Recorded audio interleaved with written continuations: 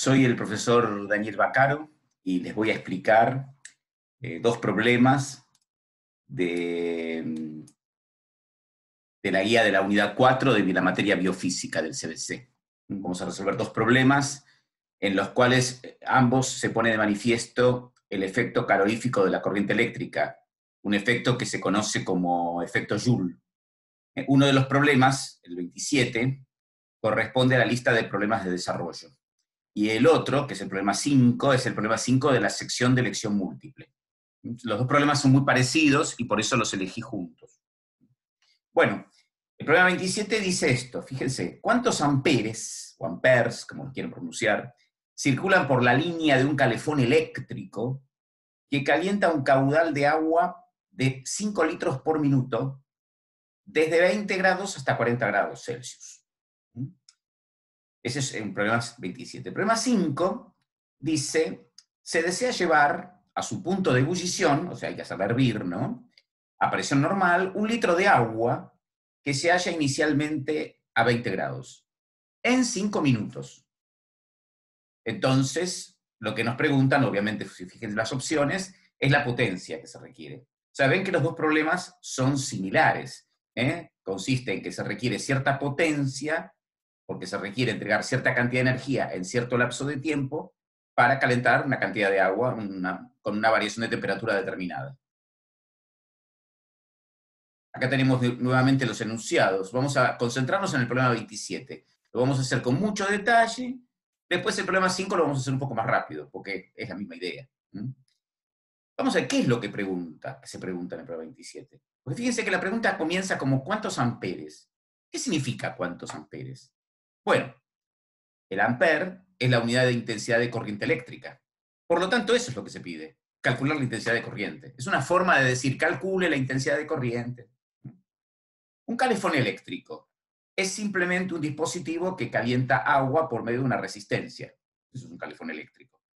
Hay algunos que consisten simplemente en un recipiente que tiene en su base una resistencia, algo muy parecido a una pava eléctrica, que es algo muy conocido por todos, ¿no? Ahí tienen un modelo típico de esos calefones más sencillos, donde por acá se enchufa, esta base tiene una resistencia, se llena esto de agua, se calienta hasta cierta temperatura. Hay otros que van calentando el agua a medida que va pasando alrededor de una resistencia, o sea, va pasando el agua y se va calentando. En general a eso se lo llama ducha eléctrica, y hay de este estilo, ¿ven? Esto se conecta a la corriente eléctrica, entonces acá no se almacena agua, simplemente el agua pasa y se calienta porque pasa alrededor de una resistencia eléctrica. El concepto desde el punto de vista de la energía es el mismo, pero acá el agua se almacena y acá no. Siempre en las diapositivas seguimos viendo en las diferentes partes de la presentación los enunciados para que tengamos siempre presente, ¿no? Estamos en el problema 27. Vamos a interpretar que este problema se refiere al segundo tipo, al tipo ducha eléctrica. ¿Por qué? ¿Por qué? Porque el problema habla de caudal. Dice calentar el agua, dice calentar un caudal de agua. El agua está pasando, pasan 5 litros por minuto. Entonces, me parece que esa es la interpretación más razonable para este caso, en lugar de pensar que el agua está almacenada. Uno también podría pensar que el agua son 5 litros que almacena el recipiente y la quiero calentar en 1 minuto, de 20 a 40 grados. O sea, sería este nuestro caso, según la interpretación que le damos. El calor que debe absorber el agua para que su temperatura pase de 20 a 40, o sea, entra el agua por acá a 20 grados y tiene que salir a 40. Se puede calcular por lo que sabemos de calorimetría.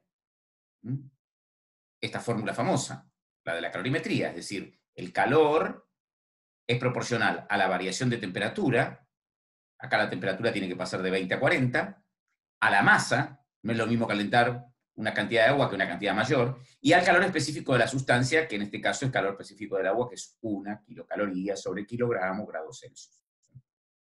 Entonces, esto es la energía que se debe transferir al agua.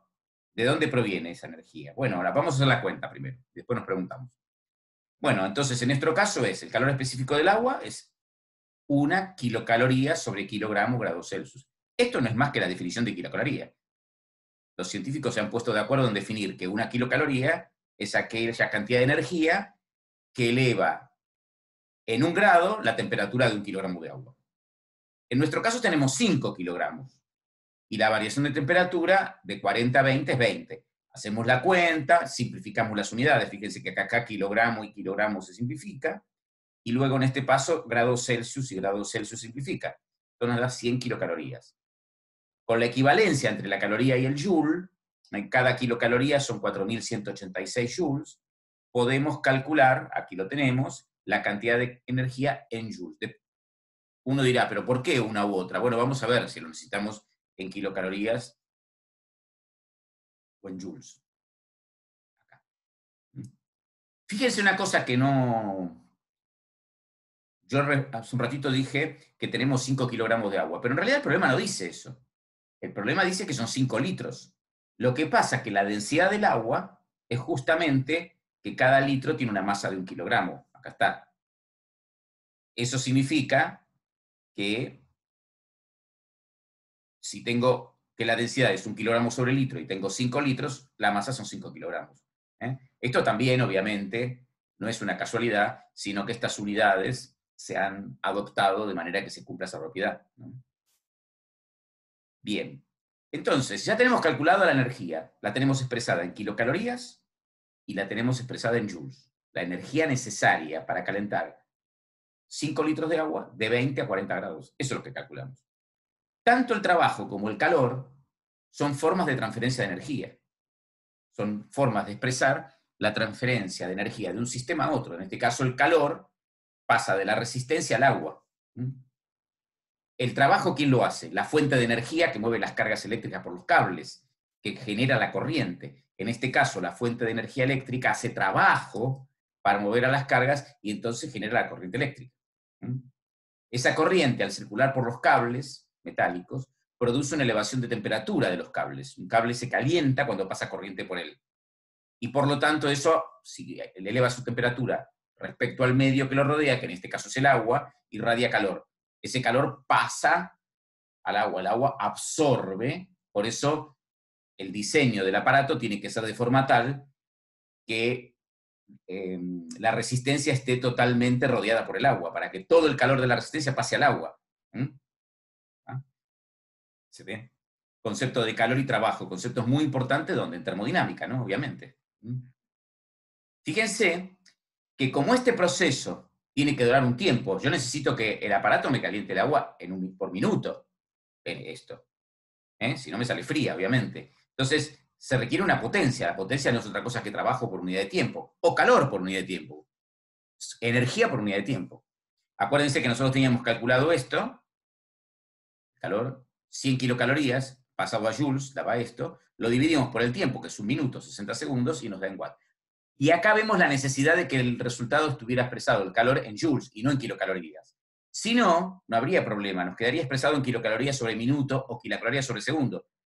Pero eso nos trae problemas después. Entonces uno tiene que ir manejando las unidades siempre para lograr el objetivo que uno quiere. Justamente, ¿cuál es? Relacionar esto con la electricidad. La potencia eléctrica está relacionada con la intensidad de la corriente y con la diferencia de potenciales. Esta es la fórmula.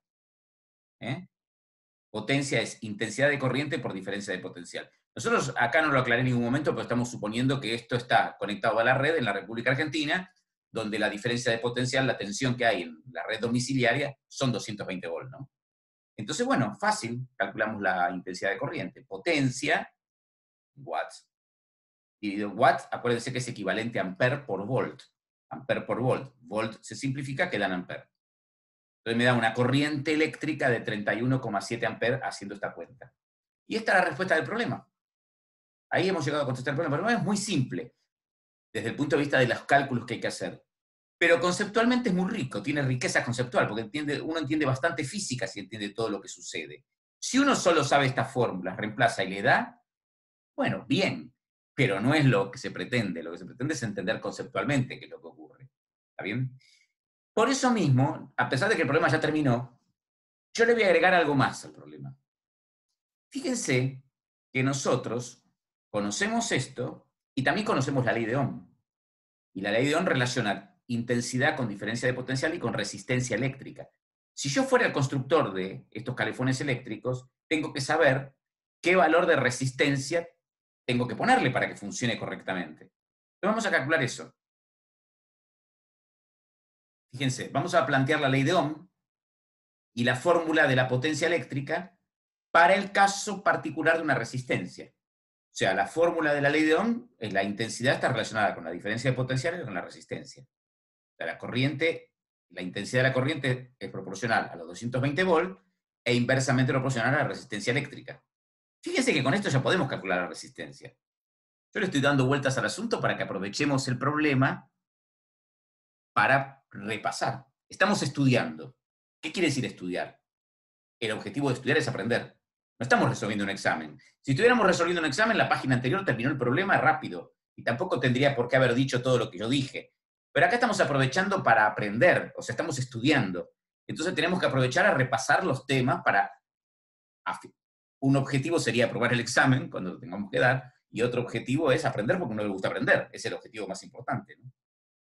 Bien, entonces la potencia sabemos que es intensidad de corriente por diferencia de potencial. Pero si yo reemplazo la intensidad de corriente por la ley de Ohm, delta V sobre R, por delta V, me queda delta V cuadrado sobre R. O sea que nosotros podemos calcular la resistencia cuando conocemos con qué diferencia de potencial está funcionando y cuál es la potencia, que sería este caso, por ejemplo.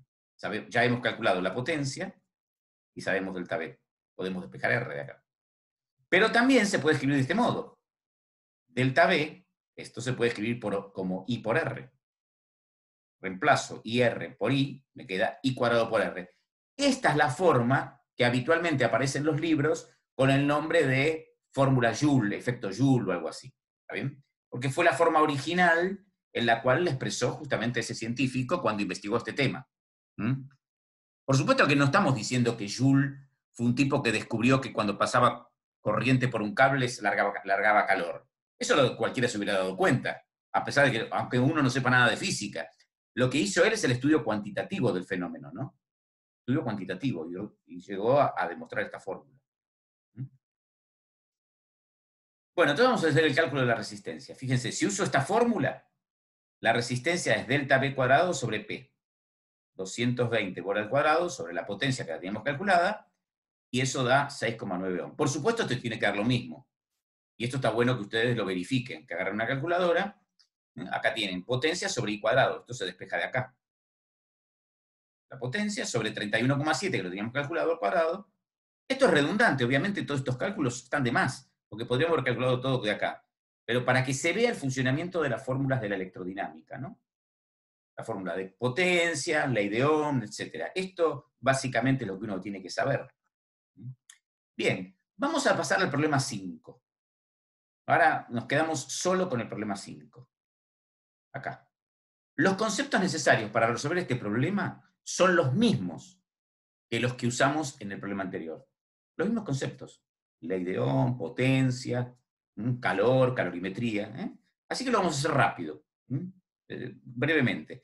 O sea, en este problema dice que tenemos que tener 1 litro de agua, que inicialmente está a 20 grados, lo tenemos que llevar a ebullición, o sea, a 100 grados, lo tenemos que hacer hervir, y en 5 minutos. Esto sería el ejemplo típico de una pava eléctrica, ¿no? Una pava eléctrica, ponemos 1 litro de agua, que como lo tomamos el agua generalmente de la canilla, está más o menos a temperatura ambiente, 20 grados, y queremos hacerla hervir. Por ejemplo, para hacer té o para hacer alguna infusión o lo que fuera. No para mate, obviamente, ¿no? Porque para mate no tenemos que dejarla hervir. Muy bien. Entonces, colocamos 1 litro de agua, es decir, una masa de 1 kilogramo, en una pava eléctrica. Y queremos que hierva en 5 minutos. Ese es el objetivo. Es decir, necesitamos que absorba suficiente cantidad de calor como para elevar su temperatura de 20 a 100 grados. Ahí tenemos la típica pava eléctrica, que funciona igual que el escalafoncito anterior, ¿no? El del recipiente. La misma tarea, eso mismo, se podría lograr con esos calentadores de inmersión que hay, que se sumergen en un recipiente, por ejemplo, de un termo, o a veces hay unos pequeños que simplemente sirven para una taza, por ejemplo, ¿no? Entonces sumerge el calentador en agua, colocado en un termo, por ejemplo, y en 5 minutos debe llegar a 100 grados, partiendo de 20, ¿no? Fíjense, estos son los calentadores típicos, ¿no? Que todos conocemos, estos tienen diferente formato, algunos son más largos, justamente para poder meterlos en un termo, otros son más cortitos, y algunos vienen para conectar al auto, a la toma de tensión del auto, de los 12 volts del auto, ¿está bien? Atención, si alguno tiene de estos para el auto, nunca se les ocurra conectarlo con el auto el motor apagado, tiene que dejar el motor en marcha. ¿Eh? Es muy importante ese detalle. Quédense pensando por qué, o si alguno no sabe muy bien por qué. Lo dejo para que lo piensen. ¿Eh? Si van a usar de este tipo en el auto, tiene que estar el motor en marcha. No que no va a funcionar, pero les va a traer problemas. Bueno. Calculemos el calor con la fórmula de la calorimetría. Tenemos calor específico del agua, la masa, que en este caso es 1 kilogramo porque es 1 litro. 80 grados es la elevación de temperatura, entonces nos da 80 kilocalorías. De vuelta, usamos la equivalencia y calculamos esto en joules. Porque ya sabemos por qué lo necesitamos en joules, para después relacionar con watt, con ampere y toda esa historia, ¿no? Acá tenemos la energía. ¿Qué necesitamos? La potencia. La potencia es energía por unidad de tiempo. Ahí lo tenemos. La potencia es Q sobre delta T. Esta cantidad de calor en 5 minutos, o sea, 5 veces 60 segundos. ¿Por qué lo tenemos que hacer en estas unidades? Porque joule sobre segundo es watt. Es la unidad de potencia más utilizada. ¿Está bien? Si yo lo dejara en minutos, no está mal, pero no me sirve para comparar, digamos, ¿no? Entonces, vamos con este número a buscar las opciones y vemos dónde cae. Obviamente, 1116,3 watts cae en la opción C. Esa es la respuesta. O sea, si estuviéramos en un examen, básicamente lo que hay que hacer es esto y marcar C, digamos. Pero de vuelta, nosotros no estamos ahora en un examen, estamos tratando de aprender, entonces vamos a ir viendo los conceptos. Bueno, hemos visto dos problemas muy parecidos usando prácticamente la misma fórmula. Este es mucho más simple, porque este no hay que usar fórmulas de electricidad, ¿está bien? Si bien es un problema eléctrico en el sentido de que el aparato es eléctrico. Yo les voy a dejar algo más. Una pregunta para terminar. Me interesa ver esta pregunta porque esta pregunta se me ocurrió cuando vi estas fotos de estos calefones. Porque yo alguna vez utilicé estos calefones. Entonces les voy a contar lo que pasa. Y es una pregunta bien concreta, de aplicación práctica de la física. Ahora bien, la pregunta que yo les voy a hacer no es una pregunta de electricidad, ni es una pregunta sobre calor. Es sobre un tema que ya estudiamos hace un tiempo, es sobre fluidos.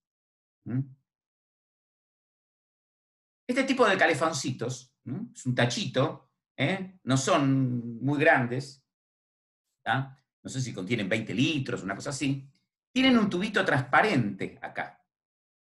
Este tubito de plástico de vidrio, que permite medir el nivel del recipiente, porque se llena por acá arriba, entonces cuando el nivel dentro del recipiente está hasta acá, en el tubito también. ¿Está bien? Entonces yo puedo, a través de ese tubito de vidrio, de plástico, ver cuánta agua tengo y no pasarme además, ¿no? Porque esto no tiene un sistema automático, hay que llenarlo con una canilla, ¿está bien? Entonces yo lleno el recipiente y esto, llenamos el tanque y en ese tubito podemos ver hasta dónde está lleno. Bueno, hasta ahí, por ejemplo. Pero atención, y ahora viene lo interesante. En cuanto abrimos la ducha, en cuanto abrimos la ducha, el nivel en ese tubito desciende abruptamente. Desciende, por ejemplo, hasta acá. Y vuelvo a repetir, es inmediato, es decir, no puede ser que se haya vaciado el tanque. No puede, porque esta ducha sale una cantidad de caudal relativamente chica, digamos. Pero no puede ser que el nivel dentro del tanque haya bajado tan rápido. El fenómeno es sorprendente, si alguna vez alguno de ustedes usó esto, porque el descenso del nivel en el tubo es inmediato. Apenas comienza a salir agua, que a uno le causa la sensación de que se vació el tanque. ¿Está bien? ¿Se entiende el problema, no? Si alguno tiene alguno de estos, o lo ha usado, sabe lo que les digo. Si no, si quiere hacer el experimento, bueno, vaya a comprar uno. ¿Pueden explicar ustedes qué es lo que ocurre utilizando lo que aprendimos en hidrodinámica? Ustedes tienen que ser capaces de explicar esto con lo que vimos en hidrodinámica. ¿Qué es lo que hay que explicar? Este fenómeno sorprendente. Yo me sorprendo porque pasa entonces trato de buscar una explicación. Por supuesto que alguien me puede decir, pero ya a mí no me sorprende nada. Bueno, si a uno no le sorprende nada, no le interesa buscar una explicación. A uno le interesa buscar una explicación cuando algo le llama la atención. A mí me llama la atención que pase eso, entonces trato de encontrar una explicación. ¿Se entiende? Bueno, los dejo aquí, repasen los problemas anteriores y pónganse a pensar en esto. En la próxima resolvemos esta cuestión. Gracias.